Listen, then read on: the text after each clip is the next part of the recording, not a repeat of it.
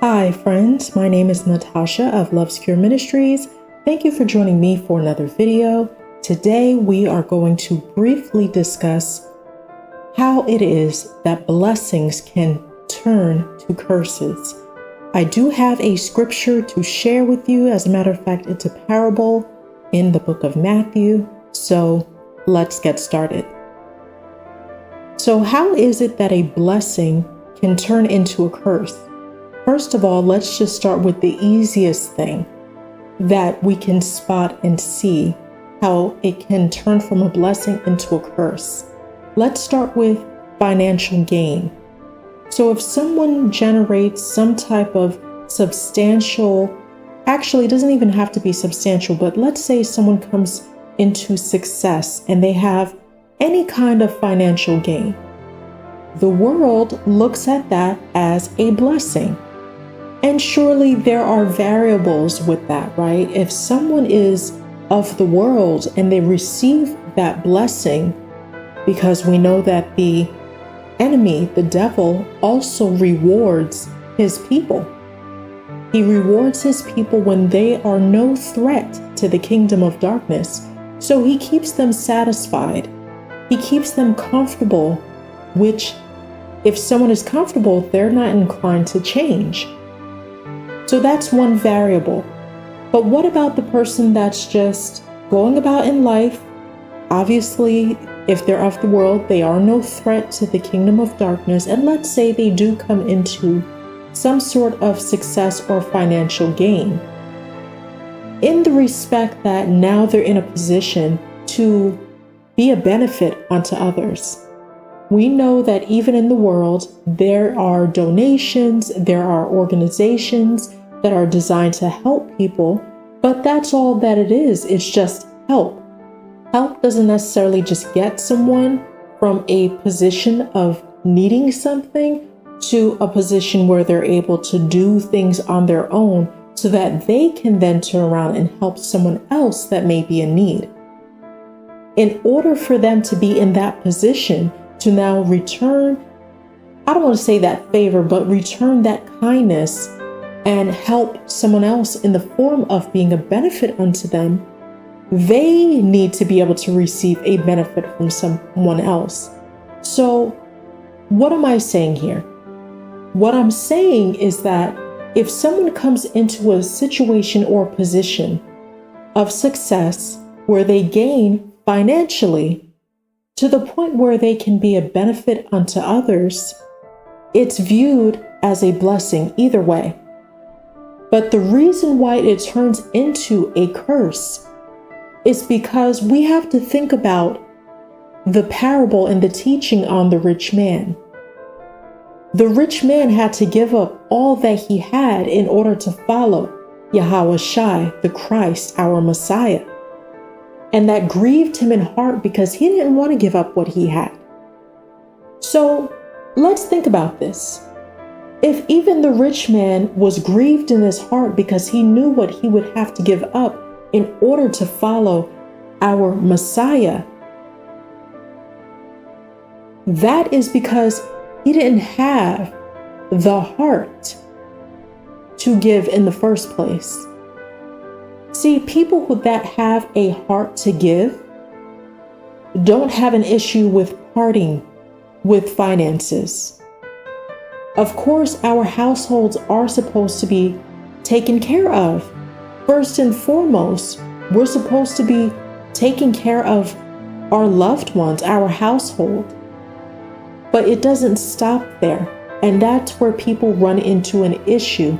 That's how their blessing can easily turn into a curse, because remember, in that great day, and it will be a terrible day as well for many, we have to stand before the throne of Yah and give an account. Our flesh is going to testify against us for the things that we have done that are adverse to the Lord's holy standard and his commandments. We have to give an account. And when we are questioned, for instance, when we're questioned about, okay, you did receive financial gain, well, what did you do with it? And if we come back with, well, we took care of our family, but we hoarded a substantial amount of money. We didn't even think outside of our own circle of loved ones. We didn't come out of our own world to see what others needed. Then we have in part failed in doing those random acts of kindness, with doing those charitable deeds which we are commanded to do. And so if we receive the blessing of even talents, now most of us are not wealthy people.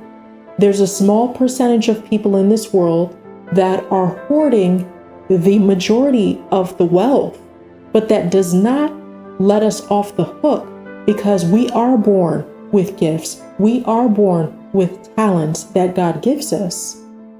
And so even in that respect, and that's the second thing that I'm going to touch on since I'm going into this. The first is financial gain, and we'll come back to that. But since I'm going into the gifts and talents, we also have to keep in mind, we're going to have to give an account for that as well. What are we utilizing our gifts and talents for? If all we do is utilize those gifts and talents for our own personal gain, and we completely forget about the scriptures where we're supposed to be using those things for the work of ministry, the ministry of reconciliation, we're supposed to be glorifying the Lord with those gifts and talents and drawing the people near with those gifts and talents to share the gospel. We're supposed to be utilizing those gifts and working in those gifts as an example of our Messiah, because we are following Messiah. We are following Yahawashi on the way of righteousness. So what is the conduct of someone that is following Messiah? Are we to just wait for people to always ask us for things? Or are we supposed to see the need and walk in that humanitarian heart that we should have and fulfill that need, and not just be a help where they can get by for a day or two, but be a benefit to the point where that person can now stand on their own 2 feet and produce in such a way with their own gifts and talents, with their own skills, to be a blessing unto others. This is how we are supposed to edify the saints. This is how we are supposed to do the work of ministry, to be a benefit unto the saints.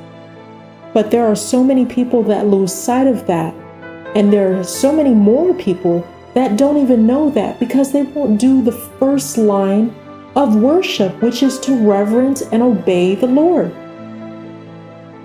to devote daily our lives unto Him.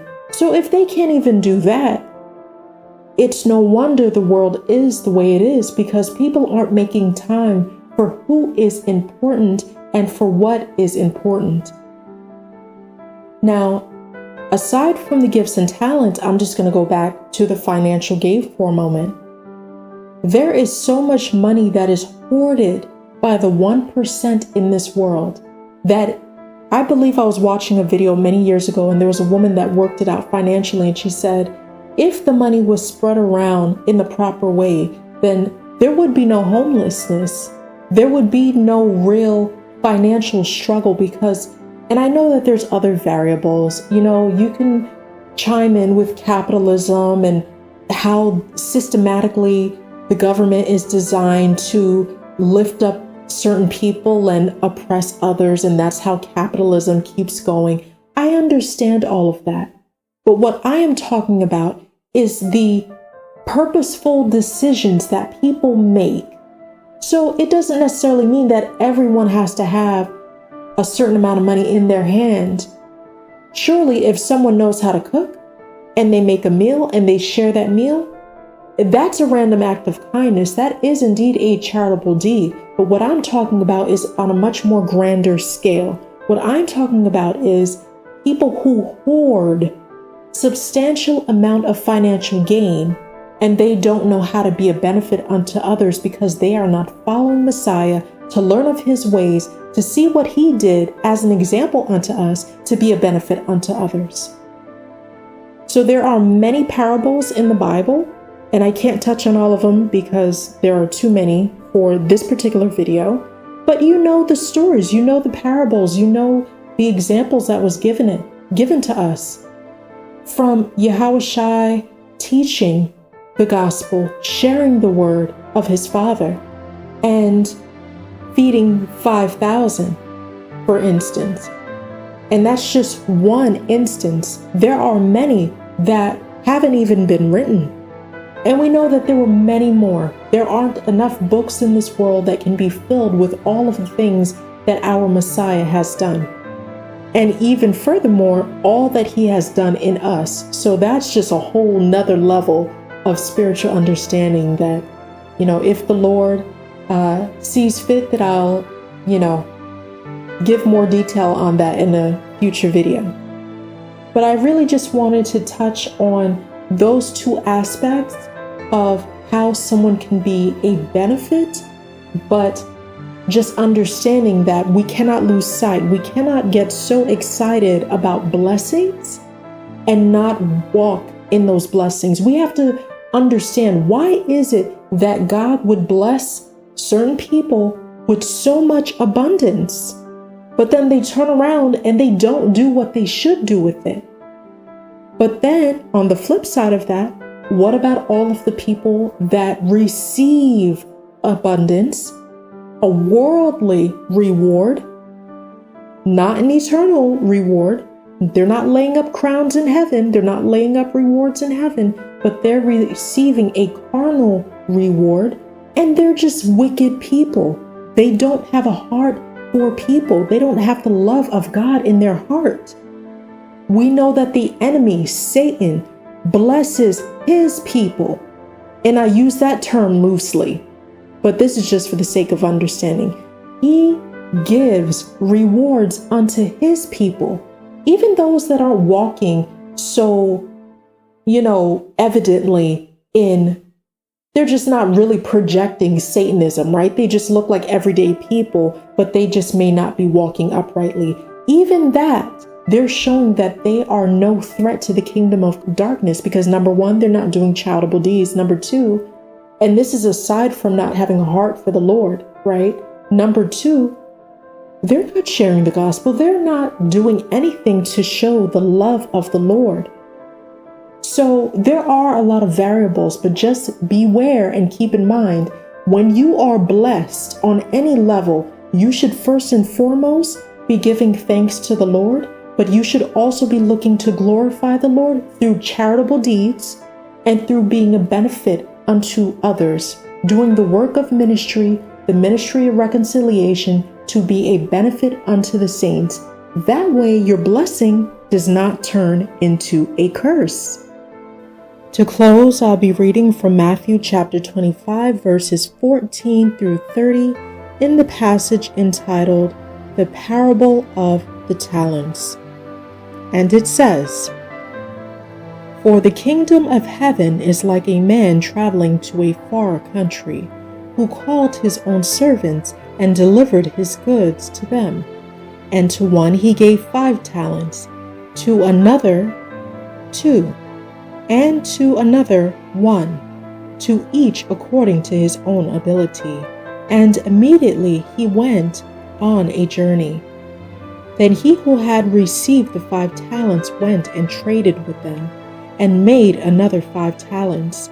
And likewise he who had received 2 gained 2 more also. But he who had received 1 went and dug in the ground and hid his Lord's money. After a long time, the Lord of those servants came and settled accounts with them. So he who had received 5 talents came and brought 5 other talents, saying, Lord, you delivered to me 5 talents. Look, I have gained 5 more talents besides them. His Lord said to him, Well done, good and faithful servant. You were faithful over a few things. I will make you ruler over many things. Enter into the joy of your Lord. So I just want to stop right there before I go on. This just reminded me of something that's really important. The verses say, good and faithful servant. So to do the commandment of charitable deeds, to be a benefit unto the saints, to do the work of ministry. And we know that it is regarded as the ministry of reconciliation.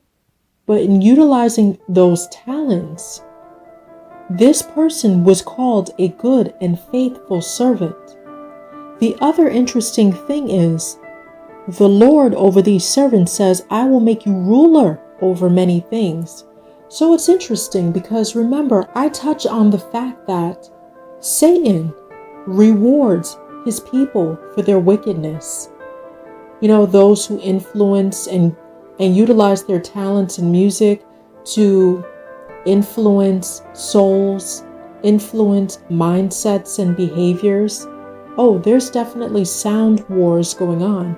There are so many people that love this horrible music out here because there is a lot of witchcraft going on, and there's a lot of satanic worship ceremonies that are taking place in these concerts. I know that's for another time, but I also have a video on it in regards to the Travis Scott concert and what happened there. And I touch on it. So I'm bringing that up to make a point.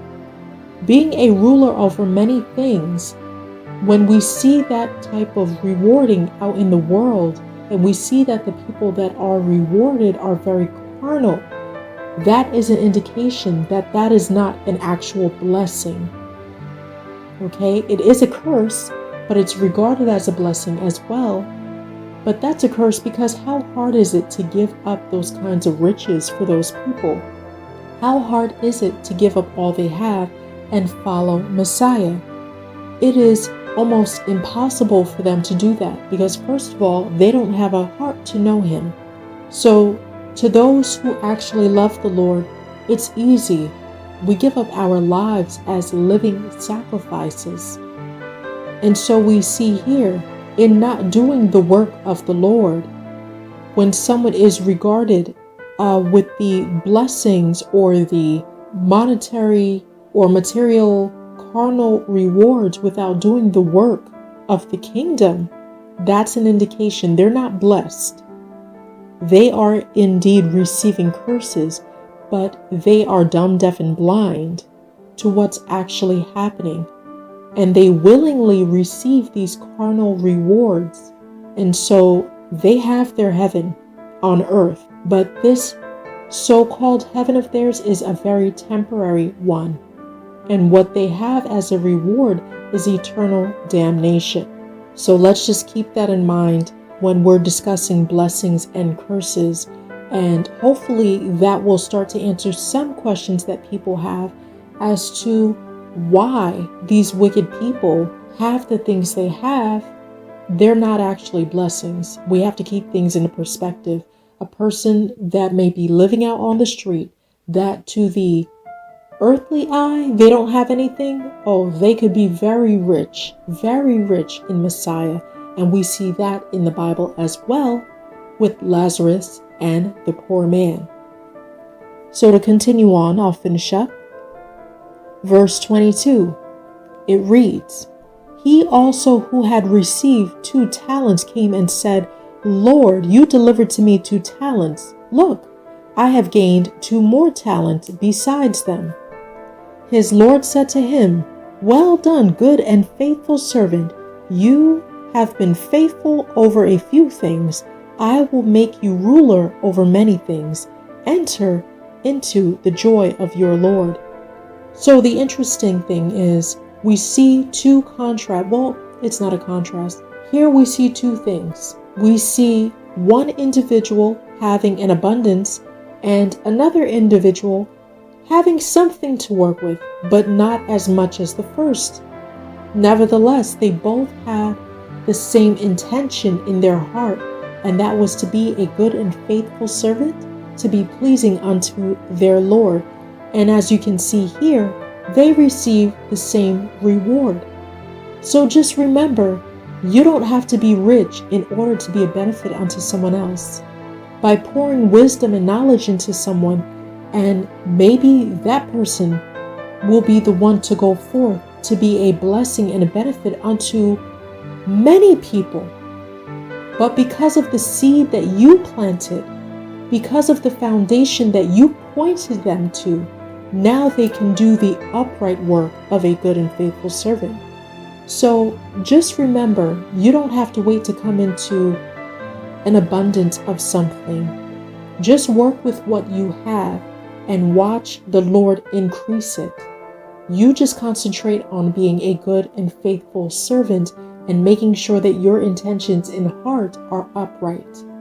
Don't set the gauge of goodness by your standard. Live by the holy standard of the Lord, and He will be pleased with you in that great day.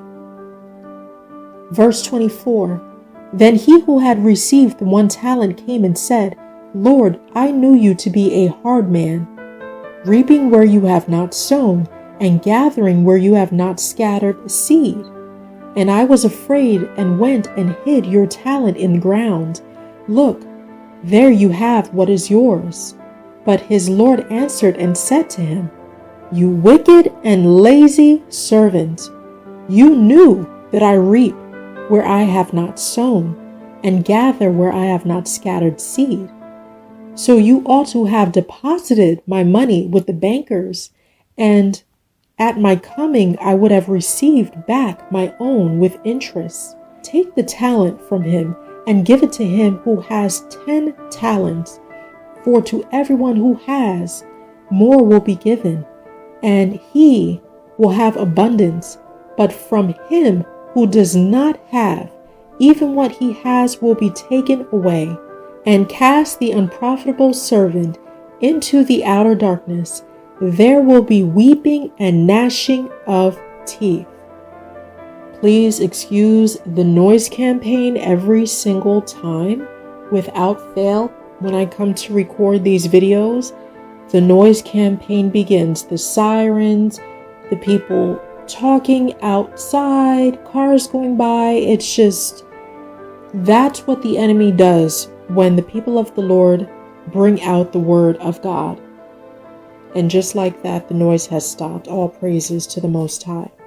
So to close, it's interesting because there are so many people that will hold on to so tightly the little that they have, and they don't realize that they are failing, that they are being a wicked and lazy servant. Just as this parable has stated, it's all about the intentions of the heart. The 1 talent that this individual didn't even do the bare minimum with, by putting it into the bank to let it accrue interest, that 1 talent was given to the one who had the abundance of talents in the first place. Why? Because that person, albeit he had the intentions of the heart, just as the second servant with the 2 talents, we see that that servant who had the abundance returned with a double portion, which means that that person went forth with, first and foremost, the intent of the Lord in his heart to do all that was in his might. But he also made sure to do as much as he could to bring back what he was given. So, along with the intentions of the heart, having that willingness, we also have to be tenacious. We have to wonder why it is that 1 servant was given 5, and the second servant was given 2, and the third was given 1. It's not just the intent in heart, it's the tenacity. It's the ability to go forward and be resilient and do all that we have to do, and having done all to stand and do all that we can with all of our might. Trusting in the Lord that when we go forth with these talents, with the mustard seed, with the gifts that He has given us, it is not for us to brag, but it is for us to be the servant, to wash the feet of those that are then going to go forth and continue the holy cycle and pattern. So we have to keep that in mind. May we be humble in heart, that we may be teachable. May we go forth with the wisdom and knowledge that the Lord has gifted us. and not boast, nor have confidence within ourselves, but remember, it is the Most High that has given us the wisdom and knowledge to be resourceful in the first place, to utilize and have the ability to exercise those gifts and talents to generate all that we have, and to be a blessing unto others by being a benefit unto the saints. May we take heed to the Lord and live uprightly in His will, according to His will, word, and way. Until next time, bye, friends.